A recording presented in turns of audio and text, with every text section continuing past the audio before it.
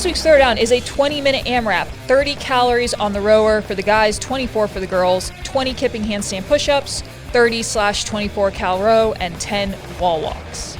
Our demo athletes this week are Kira Miller and Jesse Smith. THROWDOWN! 2, 1. And they're off. They're going. Here they go. We got a fun one.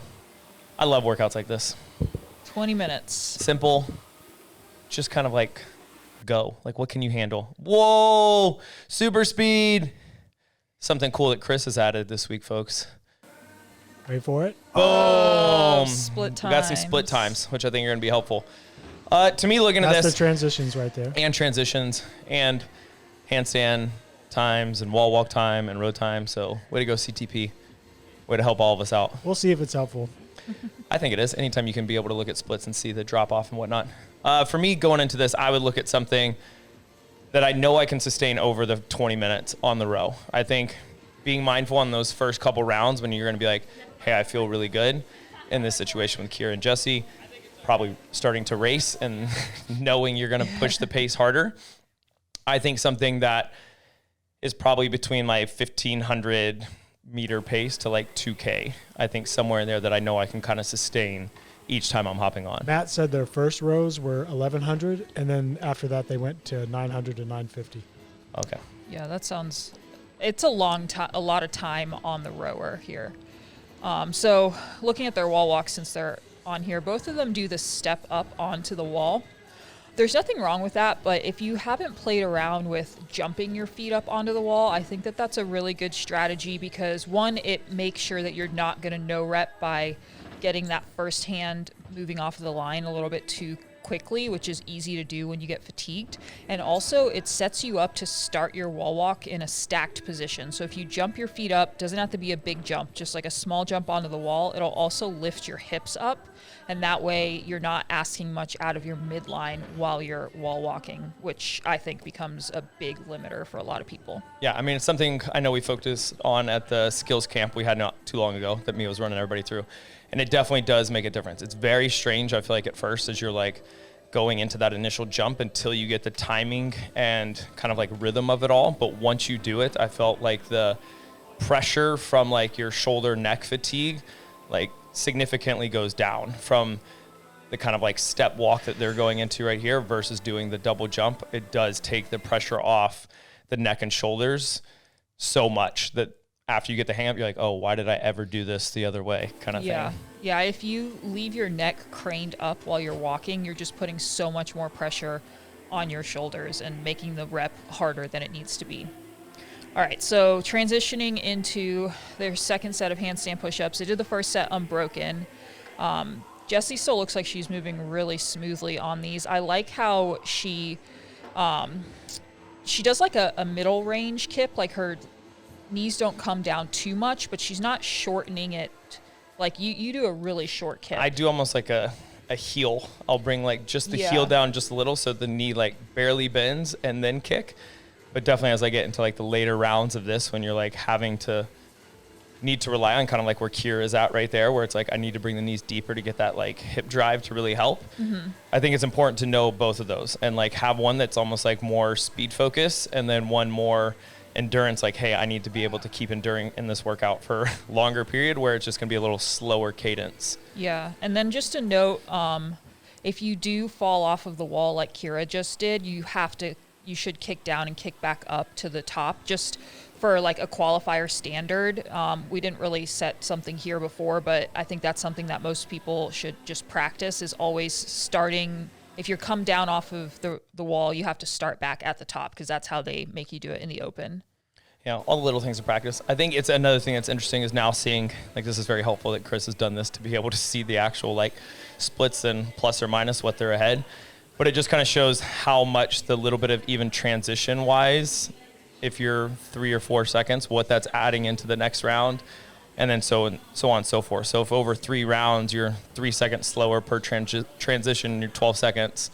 And if you're getting to the handstand push-ups, that's almost 6 to 8 reps that you can probably get in that 12 seconds if you're able to hang on and go fast, which on an open leaderboard can be thousands of places sometimes. Yeah, I mean, this workout, I think everyone is going to slow down on the movements. Like Yeah. your handstand push-ups are going to accumulate. Wall walks, they just get so grindy. Like you can see Jesse's doing the, which I think is smart, where she gets her chest back to the ground and then she pushes back into like a child's pose position. Technically, she completed the rep because she started with her chest on the ground. She's just taking a pause on the way up and opening up her shoulders. I think that's a good way to keep yourself moving through wall walks. Obviously, it is slower, but if you're going to slow down your wall walks, you want to slow down not upside down, Yeah. right? So taking that extra breath when you're not, your shoulders aren't under pressure versus starting to take more steps into the wall and then just doing a slower wall walk. Take that extra time in between reps. Do you think you would try to slow the row to push the gymnastics, or would you try to maintain the same pace across the board? I don't know if I could row slow enough to be able to keep the gymnastics That's fast. valid. So I think I would just kind of let the row like be what it is. Like I wouldn't fight it if it slows down, knowing that I don't want to get to the gymnastics with my heart rate too elevated, or even just like my shoulders tired from trying to row hard. But I think that the two like probably don't interfere each other that much for me, because rowing comes pretty naturally to me because I'm pretty tall. But the wall walks and the handstand push-ups, just, you know, she's about to go into 60 handstand push-ups. Like that's just, at that point, I would just be volume setting up. under fatigue. Yeah. Yeah, and I mean, even to point out, like, Kira is very good. And I think what Jesse's doing right now are definitely movements. Even she said yesterday that she's like, these are just kind of my jam of like, if it's just kind of body weight and I can go and fly through it, that's kind of the speed she's comfortable at. I think just being comfortable on the row to where you're not getting too lazy with it, but like still staying in it, because you can drop off a lot. I think you do need to recover for the gymnastics, but I also think you still need to be diligent of trying to hold a little bit somewhat uncomfortable pace, but not to where it's going to eat into the handstand push-up. It is very easy to go from like, hey, I'm at you said a 1200 pace to drop down to like 1000 or a 950, but knowing you can still hold a 1050 or an 11. I think it's finding that threshold of like where you actually can stay at. Yeah, I think some things you can focus on the rower is, one, when you transition into it, getting to your working pace within 5 to 6 seconds. That takes a good amount of effort and focus, but once you get to that pace, then you can kind of settle in. Also, what you could do is allow yourself like 4 to 5 calories at the end where you do let your pace drop off so that you feel comfortable transitioning, and then just keep yourself disciplined from 0 to 20 for the women, and then those last 4 cals you can kind of pull back and focus on your transition into the next gymnastics movement. Yeah, I think that's one thing a lot of times people forget is they don't counter the fact of it takes 7, 8 pulls, maybe 10 pulls sometimes to get to the working pace that they're trying, versus the difference of I'm getting there in 4 to 6 pulls. The amount of time, I remember there was an open workout, I think it was wall ball rowing, and it was literally just back and forth. Was it 20 minutes? Or it was something like that, just back and forth over and over. And I remember we tested it one time and then the second time, and the only thing I really changed was getting the working speed up faster. And then I beat it, I forget by how much, but all it was just getting the work speed back up to my target pace. Because it was like, once I'm there, I'm fine. But when you start getting a little more fatigued, it's very easy to be like, all right, give me 4 more points, maybe 6 more, maybe 8 more. It makes a huge difference, because you could be spending most of the time rowing at, say, 1100, but if it took you 20 seconds to get there and you look at what your average pace was, it was probably like a 950. Yeah. So that just extra focus for 5 seconds is going to help you a lot more over the duration of the row. So her row is staying pretty consistent. 3-second fall off is very small. well. And that red number is just from the previous round. Oh, okay. Oh, okay. Yeah, because I feel like the first one they were on like a 120 or something, Yeah, I think so is it's what they just started at. Whatever they added to the round Yeah. before that.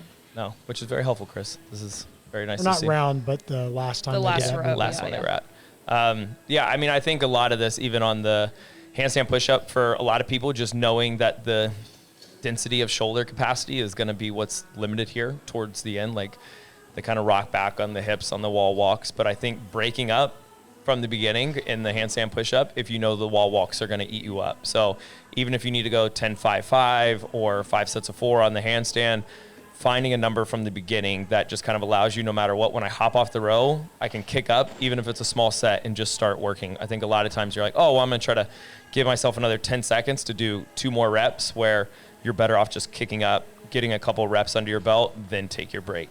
I feel like that was something you talked about a long time ago. It was like, just get up onto the wall or movement, whatever it is, even if it's a small set, to then go into it. And I think it definitely allows you to start working, and then you're like, oh, okay, I'm fine after this small break.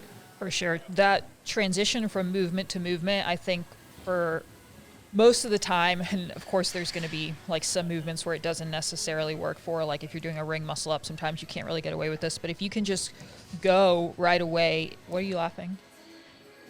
If you can go right away into your next set and just knock out a few reps, it's going to end up being less time spent resting than if you take a long rest and then, you know, your reps still aren't going to be that much more at this point in the workout. So what you're trying to say is get up, throw a leg and do a little shake up.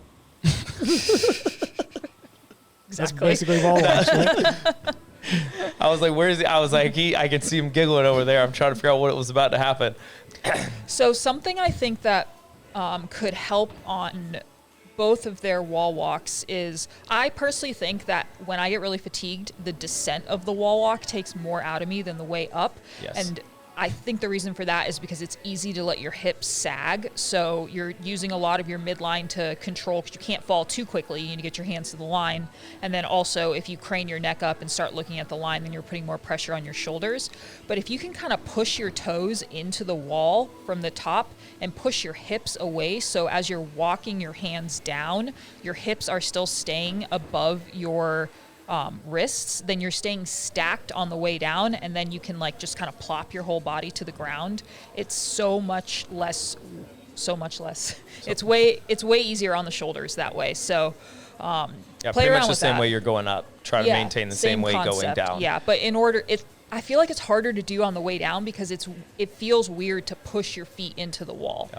To come I feel like down. at that point, right, like you're just kind of like, get to the ground and let me fall. Like I feel like in that moment, we've all been there where like the shoulders are just at fatigue and you're like, I just want to lay down there for a second. But not realizing how much better it'll make your shoulders feel if you can maintain a better position on that. I mean, so yeah, Jesse, from first round to this round, it looks like it was probably around a 15 to 17 second drop off on the row from like what they originally started at. Just knowing that like you're going to slow, like it's going to happen due to just fatigue and it being 20 minutes long. I think, right, most of the workouts I feel like are usually around that like 8 to 12 minute range for most of them. So when you start getting in these longer ones where it's just, I feel like this is sometimes just more of a mental grind. Like most of them can kind of keep doing wall walks. It's just like, how much more can you really keep going? It's a lot of time on the rower. So I would definitely think about that as you're coming up with your strategy. I do think it's okay to maybe start rowing a little bit faster and just expect that it's going to fall off. But you don't want to dig a hole. If you dig a hole too deep in the beginning of a 20-minute AMRAP, then We've been there. Yeah, everyone knows fun. that feeling. It's brutal. Yeah, I feel like usually at these, you're trying to suffer at the, I'd say 14 to 15 minute range. Like from then on, you're like, all right, I can suffer the last 5-6 minutes. But if you get 3 to 4 minutes in, you're starting round 2 and you're like, I'm in too deep, you might as well just hit a little timeout, reset that and run it back. So a note on rowing, this is something Becky talks about. She says she recommends not wrapping your thumb around the row handle. And the reason for that is it makes it easier to not like, you can see both of them are kind of engaging their biceps right at the beginning of the pull. If you can keep your arms long and get that leg drive first, then you're going to save your upper body, which you definitely want to do in this workout. It's okay to get fatigue your legs on the rower for this combo. But a good way to bypass that just like urge to kind of yank on the handle right away is to not wrap your thumb. And then you've got like these long arms and your lats are what are keeping you hooked onto the handle. 90 seconds. We go to the left. final stretch, yeah. I mean, right there, big difference just from Kira. So, right, like a 15-second rest. I think that same concept, maybe just kicking up, going 3 to 5 reps, then just kick down. And I think that just allows you to start trusting that you can, like, work. And then maybe even when you kick up, you're like, oh, well, maybe I can do another 4. I feel like then you can make that decision in the moment versus it seems like she's probably trying to go 10, Yeah, 12. she's digging into Yeah. a big set there. Yeah, it really was. I was like, where's this going? Ooh, +0 green. Same Ooh, split. let's see if she does it. She does what? Get up, throw a leg and do a little shake up. I was so confused. Yeah, I was like, where are we going? No, but this is, I mean, they're both doing a really good job with just kind of staying consistent and knowing that, like, ooh, Ending on the -5. rower. Way to go. Big drop off there. So now she's Or got big improvement. Now Big she's sped up. 30 seconds isn't that bad to end on a rower. No. Like the 30-second sprint isn't going to crush your soul. No one wants to end on the rower though. Yeah, it's one of those But things if where it you were like 90 seconds, that's can, a whole different you're type of getting pain. the row and you're getting some wall walk or some handstand. Kara's got her trademark face going. The Man. growl. She It's finally aims. good to see her on one of these. Yeah. No, it is. First time on here. Yeah, Kira works a full-time job. Just somehow got on to 2 episodes before Kira got on the one. But Jesse's here all day during the day. Kira is usually working her job. Jess has been and here so- for 2 weeks. Yeah, well, I mean, look, Kira's Good done job, some ladies. of the other ones that we've done, like in the large group ones. Oh, okay. She hasn't been the main character, Got but it. here she is, Main character. main character in them. But way to Great go, job, ladies! Yeah, crushed You guys it. crushed it. Let me know if that stuff was helpful in the comments. I'm letting you know that it was helpful for us. Okay. Or, yeah. Cool.